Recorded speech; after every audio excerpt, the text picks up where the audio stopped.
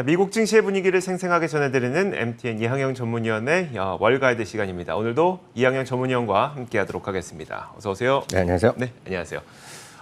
위원님, 어제 장 출발할 때까지만 하더라도 이제 좀 하락하나 싶었는데 다시 한번 사상 최고치를 기록하면서 마감됐어요. 네, 맞습니다. 시장이 진짜 강하다는 것을 다시 한번 네. 보여준 하루가 되겠습니다.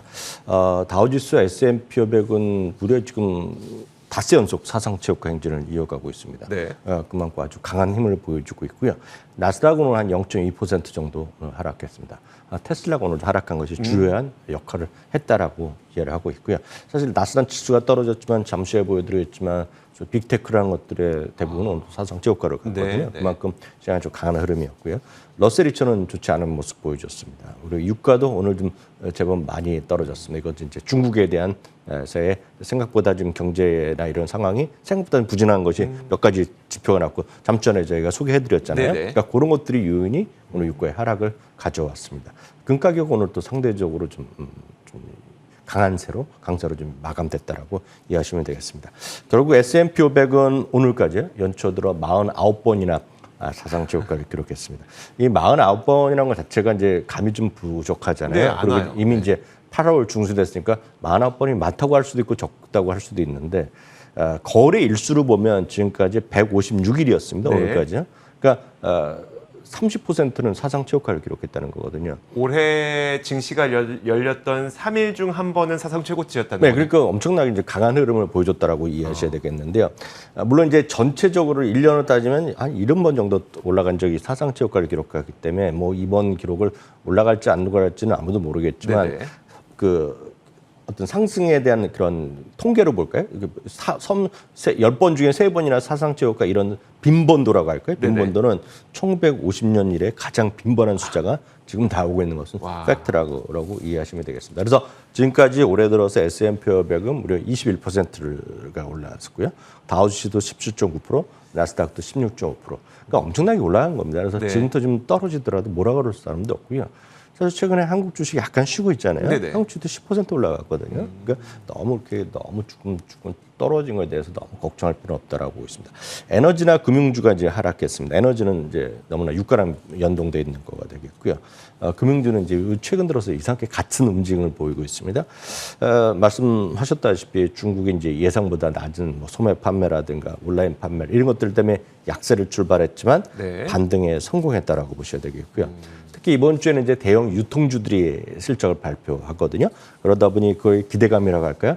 월마트나 홈디포가 모두 한 1% 내외 상승을 보여줬고요. 사실 뭐 요즘 가장 강한 것은 코스트코죠. 코스트코도 1.13% 올라갔는데요. 이 그림 보여드리면 이게 두 달이거든요. 제가 그 빨간색으로 화살표 내드렸는데요. 네. 물론 이제 한 5번 정도는 하락했죠. 5번 정도 하락한 걸 보여주고 있지만 이 그림은 두 달 내내 올랐다라고 보시면 그러니까 진짜 무서운 흐름을 보여주고 있습니다. 반면에 이제 오늘 앞서도 잠시 얘기했고 앞선 코너도 얘기를 했겠지만 테슬라가 한 4% 떨어졌습니다. 미국의 이제 고속도로 교통안전위원회 NHTSA라는 곳이 있습니다. 네. 그러니까 뭐든지 미국의 자동차를 판매하거나 이럴 때면 가장 제일 위에서 규제를 하거나 이제 관리 감독하는 기관인데요. 테슬라의 오토파일럿에 대한 공식 조사를 착수한 것이 오늘 이제 악재가 됐고요. 오늘 이제 실적 발표는 이제 거의 끝났거든요. 이번 네네. 그 S&P 500 중에서 말씀드린 대형 유통이 있겠고요. 이번 주에 엔비디아가 있고 오늘 이제 발표된 것이 이제 많은 젊으신 분들 좋아하는 것이 로블록스죠. 로블록스. 네. 요즘 보면 어디나 다 우리나라 주식시장에도 요즘 삼성전자 쉬다 보니까 제가 저도 이렇게 가끔 보면 네. 그냥 프로그램이 거의 대부분은 메타버스를 얘기합니다. 맞아요. 네. 전 메타버스가 대한민국 메타버스 기업이 얼마나 대단한지 뭐 그건 제가 노코멘트 하겠지만 어찌됐건 로블록스가 그거에 가장 그 중심에 있지 않습니까? 그렇죠. 그런 기대감을 불러올 건데 오늘 발표된 것이 여하튼 아쉽지만 기대 이하 실적을 했어요. 이익이 좀 날 거라고 얘기했는데 주당 25센트의 손실을 냈고요. 매출이 4.541억 달러가 나왔는데 전망 6.8억 달러입니다. 다만 이런 특히 이제 로블록스를 아시는 분 계시겠지만 로블록스는 매출보다는 부킹이란 말을 씁니다. 네네. 부킹이라는 게 이제 저희도 예전에 처음에 신규 상장할 때 저희 전문 기자 한 분 모셔서 얘기했지만 로벅스라는 게 있다고 네네. 하죠. 그래서 그 로벅스를 이제 미리 사는 거죠. 네. 미리 사는 거를 이제 바로 매출을 인식하는 것이 아니라 로블록스를 자기네가 이제 그 자제분들이 구입을 하잖아요. 네네. 그런 거를 그러니까 애플 띄고 구글 띄고 개발자 띄고 나서 자기네 받는 돈 있지 않습니까? 네네. 제 알기에는 23개월로 나눠서 계산. 맞아요. 예, 그렇게 맞아요. 이제 저는 이제 그렇게 알고 있는데 네네. 맞나요? 23개월이? 네, 예, 맞아요. 그렇게 나누면 그걸 나눈 거를 할서는 이제 부킹이라는 개념을 씁니다, 이 친구들. 만약에 그러니까 예. 내 아이가 아빠한테 이제 저 로벅스 결제해 주세요 해서 100만 원을 결제를 하면 네. 이게 이번 분기에 100만 원이 실적이 인식되는 게 아니라 맞아요. 23개월 나눠서 인식되는 걸로 저도 들었거든요. 네, 맞아요. 그리고 23개월은 매출이고 네. 부킹은 이제 얼마만큼 자기한테 떨어졌냐는 거죠. 그렇죠. 이제 네. 그 전체 금액입니다. 그래서 근데 부킹을 해서 더 많이 중시합니다. 여기서는. 네. 근데 부킹도 이번에 생각보다 약간 부족했어요. 아하. 네, 그래서 6억 8천만 달러 정도가 부킹이 있을 줄 알았는데 생각보다 조금 적게 6억 6천만 달러가 났거든요. 이게 다 결국 23개를 나눠서 나눠지겠지만 일단 부족한 건 부족한 거죠. 네네. 그러다 보니 오늘 우려감 때문에 정규장에서도 한 5% 빠지고 시간에서도 한 2, 3% 빠졌다라고 이해하시면 되겠습니다. 알겠습니다. 자, 로블록스까지 봤고요. 반면에 앞서 말씀해 주셨던 것처럼 나스닥은 하락했지만 이런 가운데서도 빅테크 기업들은 또 굉장히 좋았다 말씀하셨는데 네네. 빅테크는 어땠을까요?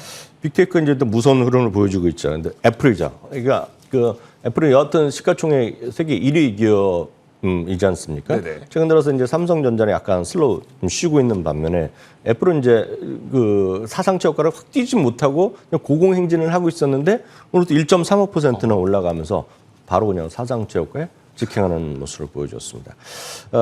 마이크로소프트는 전 세계에서 물론 미국 기준으로 말씀드리면 밸류로요. 시가총액의 어떤 밸류를 올해 제일 많이 올라간 겁니다. 그러니까 그 상승 규모로 보면 제일 많이 올라간 것이 금액 베이스로 보면 마이크로소프트인데요. 마이크로소프트도 무섭죠. 0.60%가 올라가면서 또 사상치 효과를 기록했고요. 상승률로 보면 빅5 중에서 가장 많이 올라간 것이 구글입니다. 구글이 이제 소리 소문 없이 그냥 계속 올라가는 거거든요, 이거요. 이건 너무나 명확하죠. 이거 왜 오르겠습니까? 온라인 광고죠. 온라인 광고인데 온라인 광고는 왜 올라가겠습니까? 여러분들이 보시기 때문에 올라가는 거예요. 네네. 남이 보는 게 아니라 바로 여러분이 보시기 때문에 올라가는 거거든요. 여하튼 오늘 0.4%가 올라가면서 또 사상 효과를 기록했습니다. 아마존은 아쉽죠? 0.15% 올라갔고요. 이 모든 것을 다 갖고 있는 것 대표 ETF가 메가캡 그로스라고 네네. MGK라고 여러 번 소개해드렸는데요. 0.23% 올라가면서 사상자 체육과에 또 바짝 다가섰습니다. 자, 이렇게 빅테크 기업들이 오르면 뭐 행복해하시는 분들은 많은데 사실 이렇게 빅테크 기업들이 올라서 시가총액 비중이 시장에서 차지하는 비중이 굉장히 커질 때마다 나오는 비판의 여론이 있어요. 그러니까 너무 지배력 커진 거 아니냐. 또 이런 이야기가 나오나 보네요. 네, 맞습니다. 좀 많이 그 비중이 큰 건 사실이죠. 네네. 그러니까 빅5가 지금 말씀드렸던 애플이면 애플, 마이크로소프트 이런 것들이거든요. 이런 것들이 지금 전체 S&P 500 비중에서 한 22% 정도 차지합니다. 그러니까 네. 사실 우리나라에서 뭐 삼성전자 하나가 이만큼 차지하니까 그렇지만 이건 빅5가 미국에서 S&P 500에서 22%를 차지하는 거죠. 그럼 이제 22%란 절대적인 수치도 중요하겠지만 상대적으로 늘어났냐 줄어드느냐 중요하거든요. 2018년 말에 를 기준으로 보면 15.4%였고요. 2019년 말에는 17.2%였고요. 2020년 말에는 21.7%였습니다. 작년에 한때 이제 25% 가까이 갔던 거는 이제 작년에 워낙 시장이 같이 떨어졌을 때 먼저 반등했기 때문에 약간 예외적인 것이 되겠고요. 네네. 여튼 25%, 22%면 사상 최고 수준이라고 보여드리겠습니다. 금년에 주가 상승률만 보더라도 앞서 말씀드렸다시피 알파벳이 60%요. 구글이죠. 페이스북이 36% 올라갔습니다. 마이크로소프트가 35%, 애플이 16.7%, 아마존이 3.4%이기 때문에 애플은 아직 S&P 500보다 뒤지고 있습니다. 네. 그렇네요. 그렇기 때문에 애플이 많이 올랐지만 또 그런 걸 얘기하는 사람들 입장에서 오른 게 없다라고 얘기하는 사람이 있는 거죠. 물론 이렇게 많이 전체적인 거는 올랐고 이제 시가총액에 대한 부담 있고 이들이 PR도 낮은 게 아니죠. 상당히 높게 나와 있는 것도 현실인데요. 문제는 늘 말씀드리지만 이익의 밸류에서는 볼 때면 항상 이익이나 매출의 증가율을 보셔야 되거든요. 네네. 그렇지만 이들 기업의 성장성은 여전히 압도하고 있다는 겁니다. 뭐냐면 2분기 실적이 나왔잖아요. 2분기에 S&P 500의 전체 매출 증가율은 한 15% 정도 되거든요. 근데 네. 구글은 62%가 매출이 늘어났습니다. 여기 뭐 광고가 됐건 뭐가 됐건 62%가 늘어났고요. 네. 페이스북은 56%가 늘어났고요. 애플은 36%, 아마존은 27%, 마이크로소프트 21%.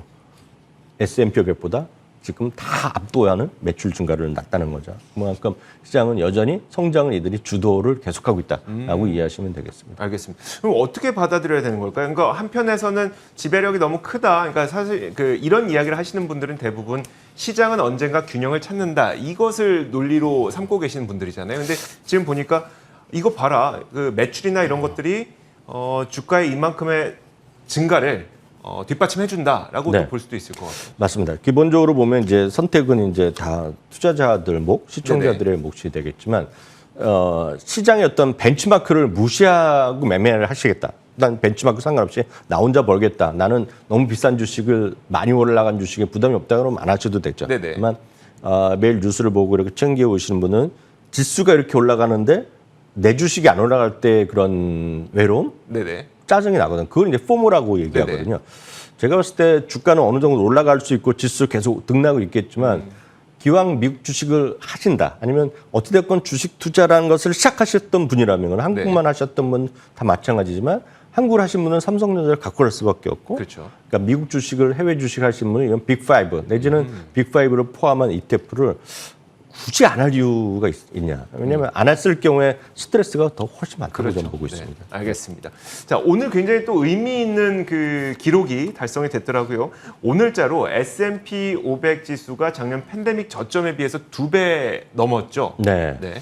진짜 엄청난 날인 것 같습니다. 정확히 보면 2020년 3월 23일 날 2237포인트를 찍었거든요.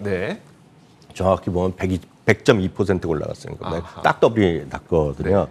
거래 일수로 보면 이제 354일입니다. 그러니까 1년 이상이죠. 1년은 지금 한 250일 정도 될 거 아닙니까? 그 거래 일수로 보면 여튼 354일 만에 주가가 더블이 됐습니다. 이렇게 블루마켓으로 바뀐 다음에 그 2차 세계대전 그럼 100%가 올라갈 때 걸린 시간은 2차 세계대전 이후 최고로 빠른 그런 기록이었다고 합니다. 평균적으로 보면 강세장에 진입한 이후 더블이 되는 100%가 주가 올라갈 때 통산 거래일수로 1000일이었다는 겁니다. 1000일이라는 것은 얼추 4년 정도 되겠죠. 그러니까 4년 정도 걸릴 일을 이렇게 1년 만에 됐다는 거죠. 물론 역설적으로 보면 이게 20일 만에 지금 주가 35%가 떨어졌잖아요. 그래서 사실 작년 2월 말 3월부터 그 기간은 다시 생각하고 싶은 분이 없을 겁니다. 맞아요.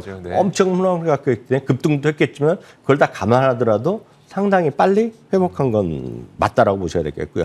그 다음 순위는 2020년 3월부터 그 당시에 2009년부터 20까지 540일 정도 걸렸던 거 2020년이 있었고요. 그 다음은 이제 1987년이니까 이때가 이제 바로 저 언저리거든요. 블랙 먼데이 언저리가 되니까 그 당시에 있었던 일들이 되겠고요. 그 이후에 보면 이렇게 수일이 평균이 1000일 걸릴 일을 이번에 정말 350일 만에 올라간 것은 그만큼 강력한 힘이 올라갔는데요. 이렇게 강했던 것은 두 가지 이유는 있겠죠. 하나는 누구나 다 알지만 재정 정책과 통화 정책이 아주 적극적으로 이루어진 거죠. 연준에서 계속 그 현금을 뿌렸고 결국은 계속해서 지금 주식 채권을 다 사준 거 아닙니까?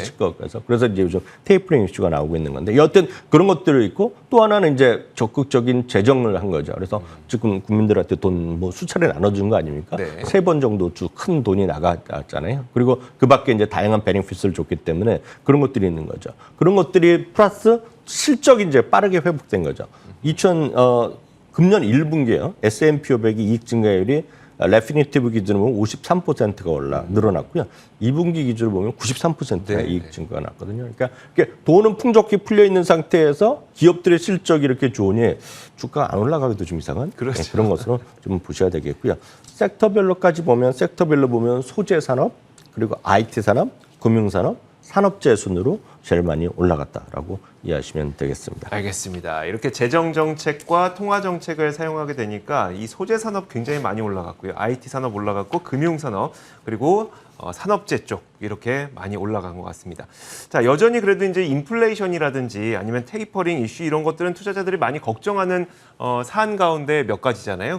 그런데 이런 가운데서 다시 한번 와튼 스쿨의 제레미 시게 교수는 이 주식시장에 대한 믿음을 다시 한번 보여줬어요. 여러 번 소개해드렸지만 제레미 시게 교수는 워낙 시장에 대해서 좀 장기 투자를 권하고 상당히 불리시하게 보는 분이 맞습니다. 그래서 네. 이분이 얘기한다고 해서 지금 엄청 올랐다 이렇게 생각하시면 안 됩니다. 그러니까 성향이라는 게 있거든요. 성향이라는 게 다분은 좀 긍정적으로 보는 사람들이라고 보셔야 되겠는데요. 사실 오늘 한 얘기는 새로운 건 전혀 없습니다. 3개월 전부터 했던 얘기를 오늘 다시 한번 인터뷰를 한 건데요.